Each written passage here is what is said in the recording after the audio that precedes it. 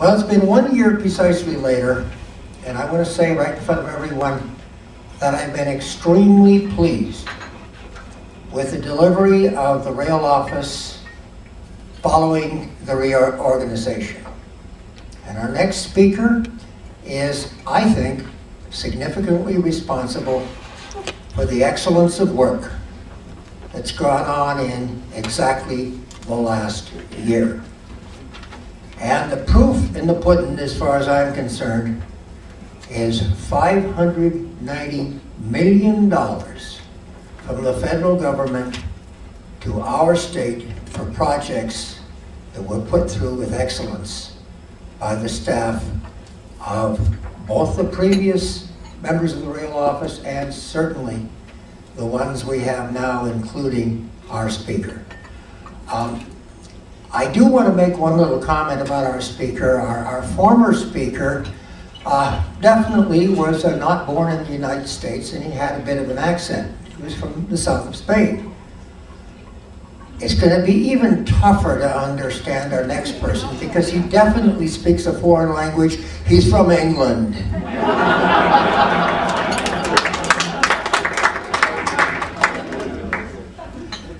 Andrew Wood is currently Deputy Director of Delivery, the Rail and Marine Office of the Washington State DOT. He's directly responsible for project delivery, marketing of the Amtrak Cascade service, environmental and engineering aspects of projects. And that is a whopping big job. And in my judgment, Andrew Wood has done a doggone good job on it. Andrew had worked, he's been at DOT for 4 years, previously worked for British Rail, for a private consulting company in the United Kingdom, and had very responsible positions within rail in the United Kingdom. Without going into details on his work, you want to hear him, not me.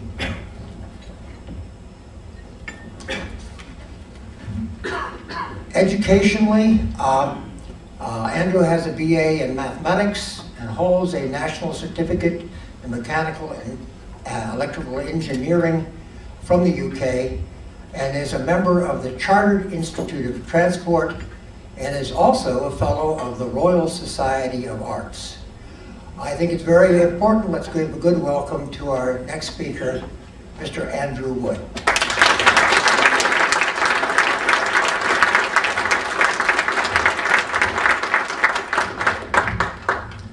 Thank you very much, and good afternoon, and thanks for the compliment. I appreciate that. Very nice of you to say such kind words. I hope you can understand the accent. I might have to deviate from the script today. This is one of the problems when you're on third. Everybody's already used your slides. So I might race through some of these that are duplications and maybe give you a little bit of background as to, certainly on the stimulus money, a bit more detail than maybe you've already had. So let's move on. I think you've had some of this information already, but you are aware of the sort of operating money that we've spent in the state during the past, and you'll see there that our annual operating budget during the current biennium is $29.1 million. That's a lot of money, and as Jonathan Hutchinson mentioned earlier, it's very important that the states do actually spend the operating money, because if we get all the stimulus money that we'd like, but we don't provide the operating funds, we wouldn't be able to run the trains. Those of you who weren't involved with putting forward about the 900-page application that we had to do for the stimulus funds won't be aware, but in there, one of the questions specifically asked us to commit onward years of operating funds. I think if we had have said, no, we're not going to do that, we wouldn't have got the 590. In fact, I would say that's absolute certainty. We were able to demonstrate, of course, in this state, long before I was involved with the rail program, that we'd been supporting the service for a good number of years. So history was very useful there to us. As you'll see, we've also spent, you know all these numbers, I'm sure, over $1 billion on the corridor, but between ourselves, between Oregon, and some of the other partners. Sound Transit are one of the major contributors to this, incidentally, for those of you in the Sound Transit area. And it's a good job that they have supported so much, because that does take this number up to the billion. So, as everyone knows, we got the 590 on the 27th of January out of the 598 that was awarded for the corridor. And as you'll see from the chart there, these were all the different recipients. Incidentally, they only gave 7,924. Not every last dime was handed out, so we're not quite sure where the rest's going, but didn't quite add up.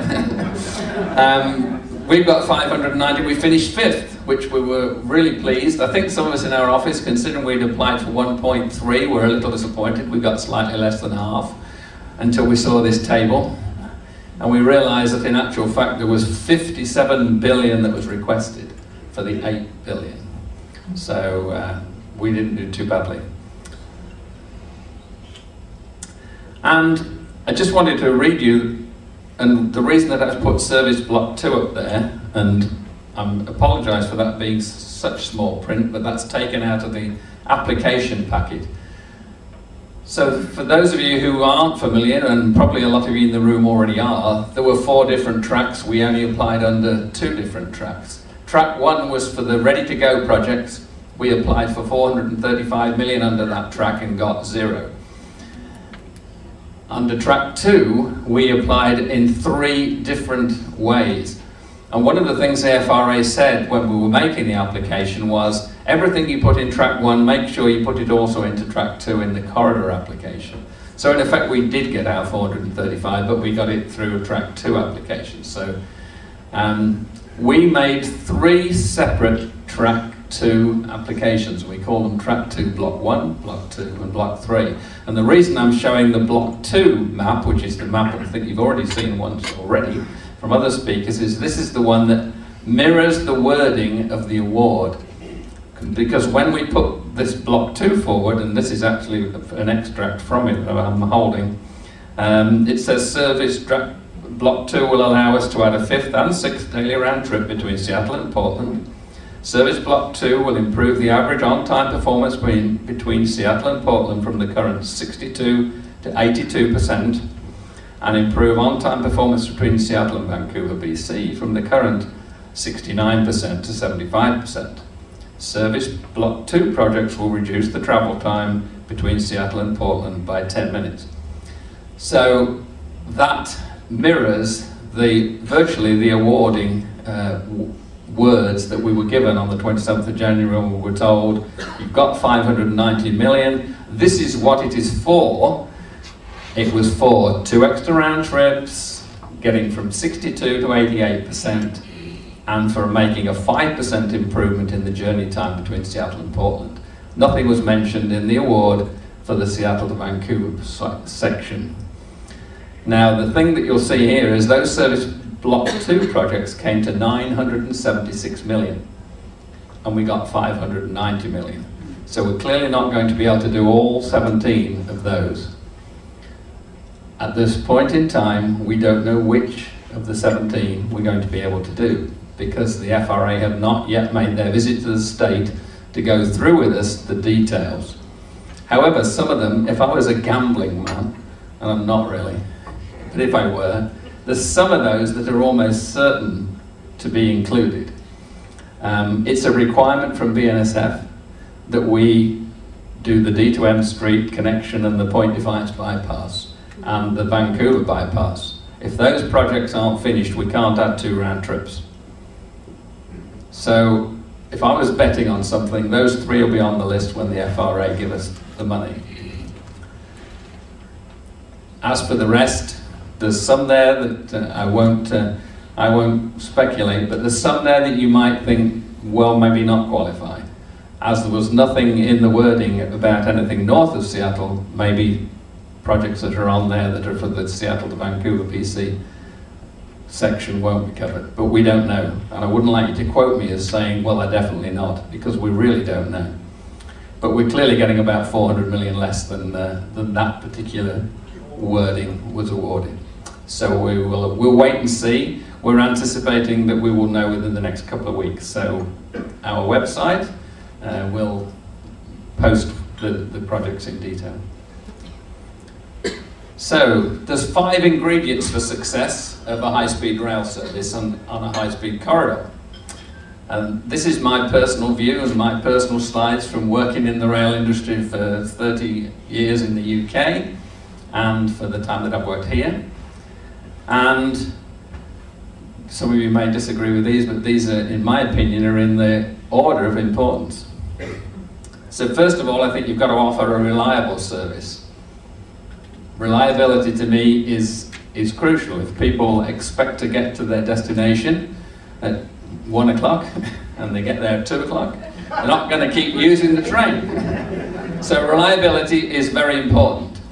And this is what we've tried to concentrate on, and it was the spearhead of our application for the stimulus funds. And we said reliability was crucial, and it is. I don't think there would be many people in the room that would disagree. Frequency of service is also important. And if you really want to grow the service, you've got to start offering regular services. You'll see it locally here with Sound Transit, how they started with, you know, three round trips to Tacoma, and their plan now in the next couple of years is to get to 13. That's an amazing growth in the number of round trips that they're offering. And it's in the long-term plan for Amtrak Cascade service to be able to operate 13 round trips on the corridor to Portland and 4 north up to Vancouver, BC. My personal estimation is that if it really took off, and we got down to some of the ones lower down the list here, which we'll come to in a minute, 13 would be the absolute minimum. I would think it would be a lot more. I was involved on the East Coast Main Line. When the high-speed train started on the East Coast Main Line, I was the area train crew manager at Newcastle, at the north end of the line, with about 1,300 train crew introducing the new service. And that new service, when we started it, the first train left at 6 o'clock in the morning, the last one left at about 8 o'clock at night, and they ran every hour. Do you know what the service is today? The first one leaves at 4:40 a.m. The last one leaves at about 1 a.m. the next day, and there's trains in parts of the day every 20 minutes and through most of the day every half hour. That's the sort of intensity of service that you've got on the corridor, and that's how it's grown in 25 years. So that's a testament to, you know, if you keep increasing the frequency of the service, more and more people will start using it. The same thing's true if you look at the TGV service in France. Anywhere that you choose to look around the world, and I've travelled like Lauren, I think, who's travelled a lot around the world. I've obviously, mainly because I get a lot of free travel on trains. But that's an aside, a perk I kept when I left British Rail. But you do find that where you get a lot of frequency of service, then it's exponential growth. But it's got to, obviously it's got to grow steadily, because you can't get the funding source to put on to run empty trains. So Lauren brought quite a few questions or suggestions forward in his opening address. I'm not saying whether I can't comment whether the DOT would agree or disagree, because I haven't asked if I can. But I think there's a lot of good ideas that you've got, and I think that you have to decide which are the priorities amongst those, because if you go after all of them at once, you're going to fail and fall on your face. But there's some of the ideas that you've got that are really going to help, and some of them are not going to help as much, and they're ones to do down the road. And so these are the sort of priorities that I think is important. You'll see my third one there, which is journey time, and I don't say the speed. I don't mention speed. I think it's the journey time that people are concerned about. It depends what you're competing with. If you're on a corridor that isn't very long and you're competing with cars that never go above 60 miles an hour or shouldn't, and their average, you know, speed is in the 40s or 50s, you're competing, and you've got to go so that you make a journey time that'll save them a significant amount to allow people to drive to a station, park, get on a train, go faster, and still get to the other end in a quicker time. If you're competing against air, which is usually what you're doing on a much longer corridor, Nowadays we've got lots of time lost through check-ins and security and all the other things that are actually pretty good. I can remember when the 100-mile-an-hour electric train started between Manchester in the northwest of England and London, and some journalists started challenging the airlines by having races right from the middle of Manchester to the House of Parliament. Who gets there quickest? Go on the train and somebody else will fly. And they started in the centre of Manchester. Well, of course, the train station's 5 minutes from the centre of Manchester. Airport's 20 miles away, so you're winning straight off. But in those days, almost every time that was tried, the trains won. And in the past, it had always been the airlines that had won, because the electric trains replaced what had been, until a few years earlier, steam trains, and then a very short interregnum with diesels. Nowadays, there's hardly any air traffic between Manchester and London.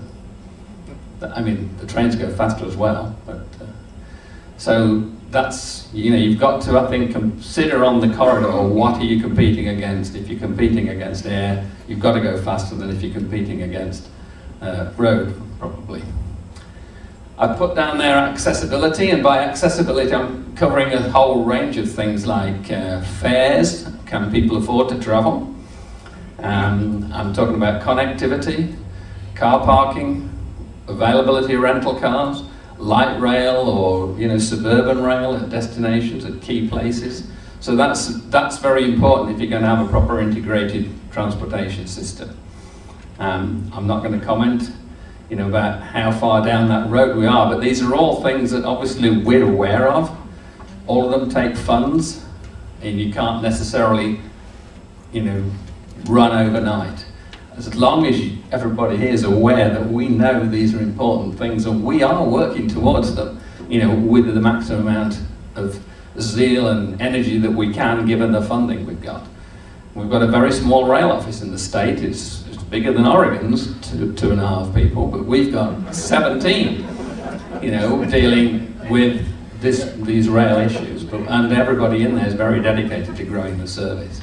So although I've only been there a short time, you've got some people that have been there in it for 15 years and very much are dedicated. So all those first things, give me the money and I'll make them happen. I can't do much about the last one. I need people like you to do things like the last one. It's cultural acceptance. How do we get people to start thinking rail instead of thinking plane? And you might have heard earlier somebody talking about marketing. We had in the DOT yesterday, we had a marketing meeting. We asked all the people that are interested in rail, and Lloyd was there, and Aaron was there, and several people that you see around here were actually at that meeting yesterday. About 35 people came, I think, to this marketing meeting. And this is the second one we've done, trying to get ideas from people. And we have actually been able to implement several of the ideas that have come up, or we know they're in the pipeline, they will be implemented. You're going to probably see lottery tickets at train stations, for example, because we get a payback out of the lottery companies. So why not try to support the service using some of the resources that are already there? So there's quite a few things. We had the Japanese at the previous one from the Japanese consulate. We've now got a quite big spread in Japanese tourist magazines, all about when you're in the Pacific Northwest, and apparently the Japanese is the second highest foreign nationals that come to Seattle, Canadians being first. And they love to ride the train. It's the way they live in Japan. They always ride the train. So now that we've got this feature that's going to go onward in their magazines, we have a better chance of being able to sell that. So that's sort of some of the things that we do at that sort of meeting. So anyway, we have these marketing meetings, and the idea is that we are looking to try to work with the stakeholders and come up with ideas. And one of the things that we've done there is we've broken into sort of little groups for about half an hour, and each group they've taken a particular subject. So the last time one of the groups looked at the advertising programs that we run. So yesterday one of the groups was looking at cultural acceptance. How do we get people to come up and start supporting rail. Why would more people want to do that? How do we get more funds into rail? This, that and the other. We've got about 20 ideas. I'm not going to reel them off because I can't remember all of them.